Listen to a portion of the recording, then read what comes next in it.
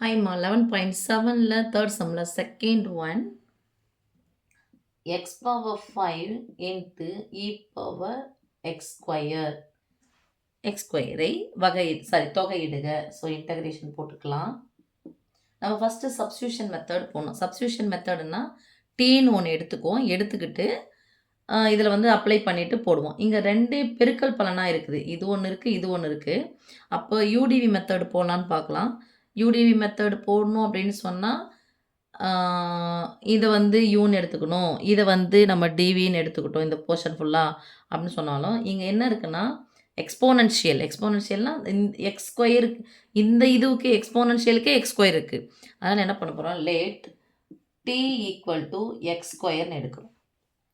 Okay, எடுத்துட்டோம்னா இதை டீயை எக்ஸை பொறுத்து வகைப்படுத்தினா d t equal to 2 into x அடுக்கு முன்னாடி வருமோ அடுக்குலேருந்து ஒன்று என்ன பண்ணிக்கணும் கழிச்சிக்கிட்டோம்.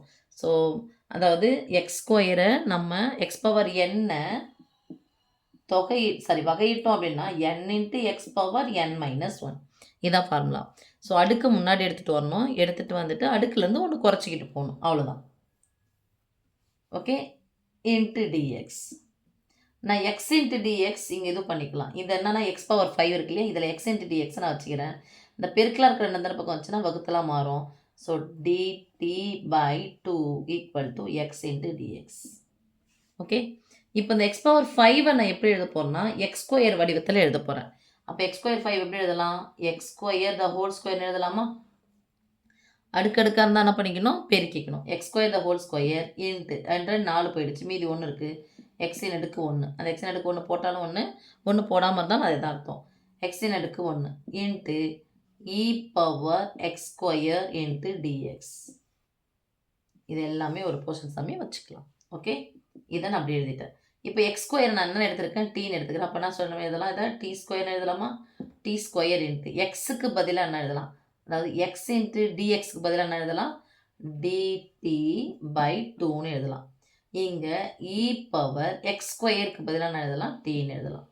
ரைட், இந்த 1/2 நான் வெளியே எடுத்துகிட்டு வந்துடுறோமா. 1/2 into integration t square into e power t into d t. இப்போ பாருங்கள், யூ டிவி மெத்தடில் வந்துடுச்சு. இது எப்படி நம்ம யூவை செலக்ட் பண்ணணும் அப்படின்னா இதெல்லாம் தனியாக போட்டுக்கோங்க. ஐ லேட் நான் போன கணக்குலேயே சொல்லும் போது ஏ வரைக்கும் சொல்லிட்டு விட்டுட்டேன். ஐன்றது இன்வர்ஸ். ஸோ இங்கே இன்வர்ஸ் அப்படின்னா தலைகீழே எதனா இருக்கான்னு பார்த்தா இன்வர்ஸ் அடுக்கு -1 இருக்கான், இல்லை. எல்ன்றது லாக் இருக்கான்னா இல்லை. ஏன்றது அல்ஜிப்ரா இயற்கணிதம் வருது இல்லையா, அந்த மாறியினுடைய அடுக்கு. ஸோ மாறி இங்கே வந்துருக்கிற மாறி யார், டி ஸ்கொயர் தான். ஸோ டி தான் வந்திருக்கு, அதனுடைய அடுக்கு வச்சு நம்ம எடுக்க போகிறோம். அப்போ இங்கே வந்துருக்கிறது ஏ வந்து அல்ஜிப்ரா எடுக்கிறோம். டீன்றது நம்ம ட்ரிக்னாமெட்ரி, டீட்டா வரும் இல்லையா, sine theta cos theta tan theta இது வந்துச்சுன்னா. அடுத்து ஈன்றது எக்ஸ்போனன்ஷியல், அதுக்கப்புறம் எக்ஸ்போனன்ஷியல்னால் தான் இ பவர் அப்படின்னு சொல்லிட்டு அர்த்தம்.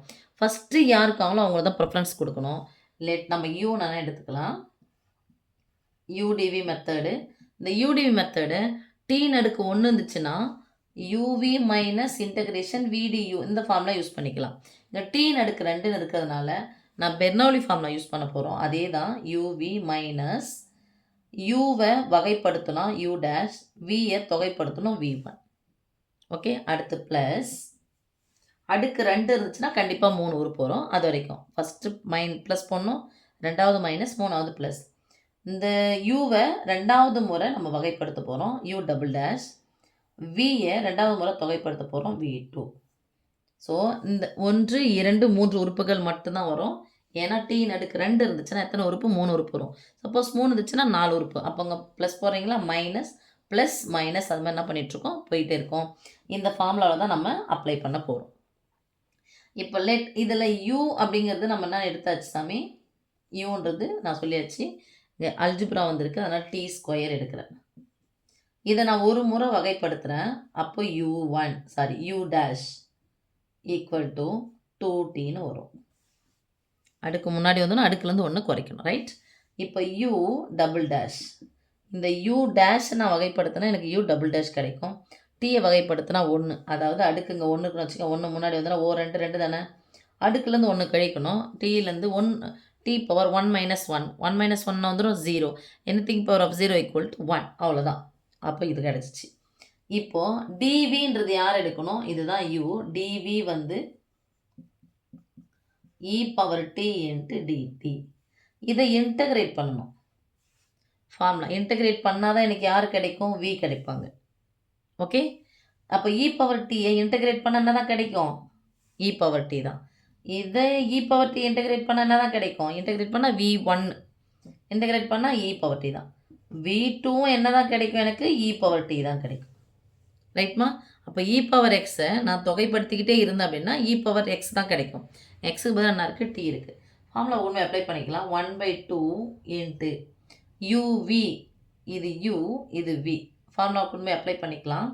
So t square into e power t minus u dash 2 into t v1 e power t plus u double dash 2 into e power t plus c போட்டுக்கணுமா? Okay, integrate பண்ணும்போது நம்ம கடைசியில் எப்பவுமே சின்னு போடணும். இப்போது ஆஃப் இன்ட்டு எல்லாத்துலேயும் யார் பொதுவாக இருக்கா பாருமா? e power t இருக்கா? இதில் டி ஸ்கொயர் இருக்குது, இங்கே டி இருக்குது, டீனுடைய அப்படிதான் குறைஞ்சிக்கிட்டே போய்கிட்டே இருந்துடும். அப்போ e power t-ஐ நான் வெளியே எடுத்துட்டேன்னா இங்கே யார் இருப்பாங்க பாருங்கள்? பொதுவாக எடுத்தால் ப்ராக்கெட் போடணும். ஏற்கனவே ப்ராக்கெட் தான் இருக்குது. பொதுவாக e power t எடுத்துட்டா டி ஸ்கொயர் இருக்கும், இங்கே 2t இருக்கும், ப்ளஸ் t இருக்கும். அப்படியே பாருமா, டி ஸ்கொயர் வகைப்படுத்தினா 2t, ஏன்னா அடுத்து மைனஸ் வரப்போகுது. இதை வகைப்படுத்தினா 2 மட்டும் கிடைக்கும். ரைட்? இப்போ 1/2 இன்ட்டு e பவர் டீக்கு பதிலாக என்ன பண்ணலாம்? எக்ஸ் ஸ்கொயர் இன்ட்டு டீக்கு பதிலாக என்னது? X square the whole square போடலாமா? டீக்கு பதிலாக x square the whole square. அப்போ x square the whole square minus 2 into x square plus 2. So 1/2 into e power x square into x power 4 minus 2 into x square plus 2. கடைசியில் plus c போட்டுக்கணுமா? அங்கே போட்டுருங்க. எழுதிங்க சாமி.